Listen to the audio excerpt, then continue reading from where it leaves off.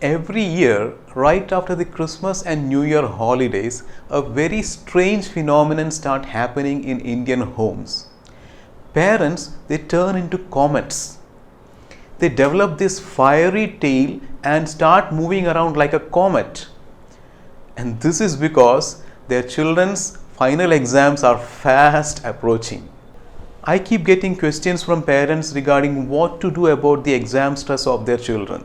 So, in this video, we are going to learn 3 simple methods for beating exam stress, and also at the end of it, I'll give you one super effective solution which, if you implement, will totally take away the exam stress of your children. But before we get to the solutions, we need to identify the cause of the problem. The most important cause of exam stress among children is parental expectations and pressure, and also pressure and expectations from other parts of the society, including their schools and also their peers. Studies have shown that there is absolutely no correlation between exam performance and success in later life.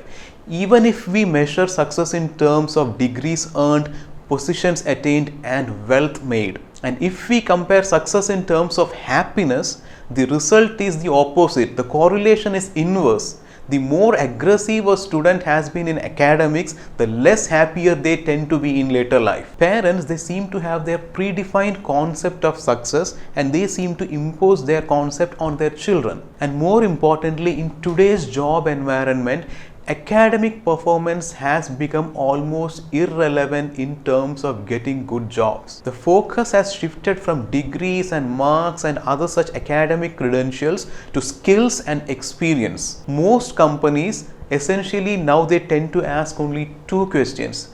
What can you do? And what have you done until now? And also, at the pace with which technology is changing these days, by the time you have finished your ambitiously earned degree course, what you have learned would have become irrelevant. But all these will sound like mere philosophies at the time when exams are fast approaching for your children. So let's focus on the solutions. If you do an internet search on exam stress, what you will get are long lists of things to do. In fact, one of the articles said 25 things to do to overcome exam stress. 25 things, that itself becomes a stress. How do you remember 25 things? You should be remembering your exam topics. So we are going to learn only 3 steps. And as I always classify stress management techniques, one of them is immediate, the second one is intermediate, and the third one is long term. Let's learn the immediate technique because that is what we want right now. Of all the techniques for immediate stress relief, conscious breathing is the most effective one. There are many different ways in which you can practice conscious breathing, which you can learn from my other videos, but the technique we are going to learn today is called box breathing. To practice box breathing, you should sit comfortably erect in a relaxed manner on a chair, and each breath should be taken slowly, gently, and fully. And this is the pattern. You breathe in slowly, gently, and fully. You hold for 2 seconds, you breathe out slowly, gently, and fully. You hold for 2 seconds, again you breathe in slowly, gently, and fully, and this is a box. That is why it is called box breathing. You continue doing this for 3 to 5 minutes or 10 to 15 cycles. The idea behind box breathing or any conscious breathing technique is to keep your attention on your breath. And the best way to do this is to enjoy the coolness of the breath in your nostrils. So when all can you practice box breathing? Just before your studies, to relax yourself, you can practice box breathing. During your studies, if you get tense, you can practice box breathing every 45 minutes to 1 hour. Just before attending your exams, to calm your nerves, you should practice box breathing.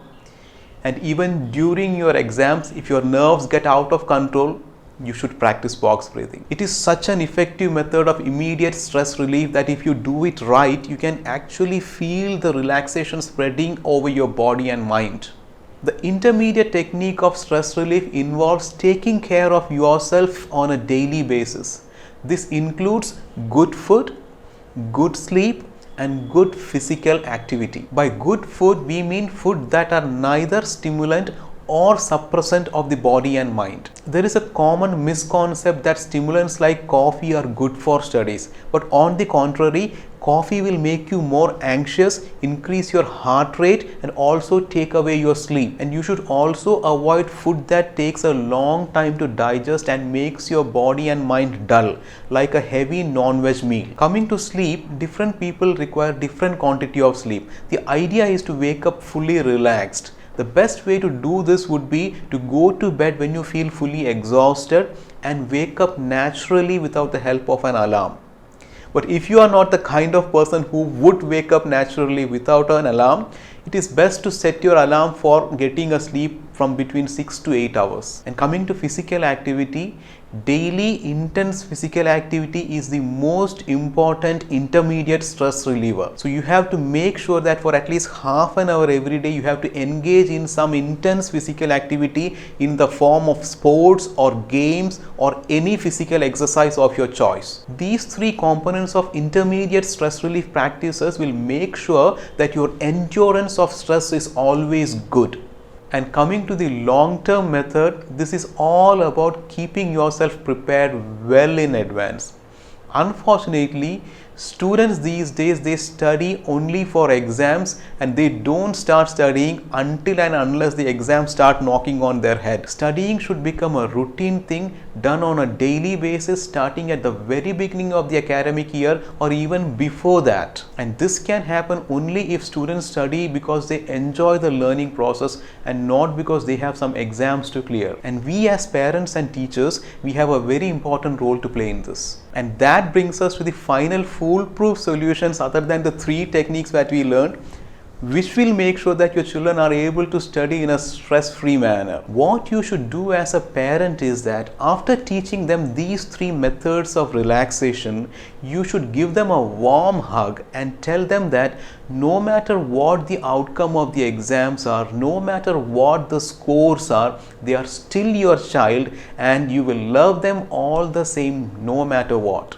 And make sure to do this with genuine happiness in your heart because they will be able to sense it. This one assurance from your side will take away all their burdens of expectations and they will be able to study and perform in a very calm and reassuring atmosphere. And believe me, the outcome will be much better than what they will achieve in a stressful atmosphere. Recent studies have shown that people who are happy and joyful within, the outcome of the things that they do are more successful than otherwise. So what we need to do essentially is to redefine our concept of success and make happiness the most important outcome measure, because all the other factors are only for others to compare with. Happiness is the only genuine thing that we can experience within ourselves. And the thing is that every child is born with such unique skills that if we focus on developing these skills, they will be immensely successful in what they do. And we are living in such times of great opportunity that any skill, if properly developed, can be turned into an income opportunity.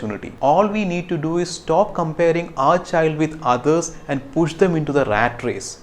Because even if you win the rat race, you are still a rat. So what we have here is a win-win solution which is applicable not just for our children but for ourselves also. So here's me wishing every parent and child a very happy and stress-free exam season.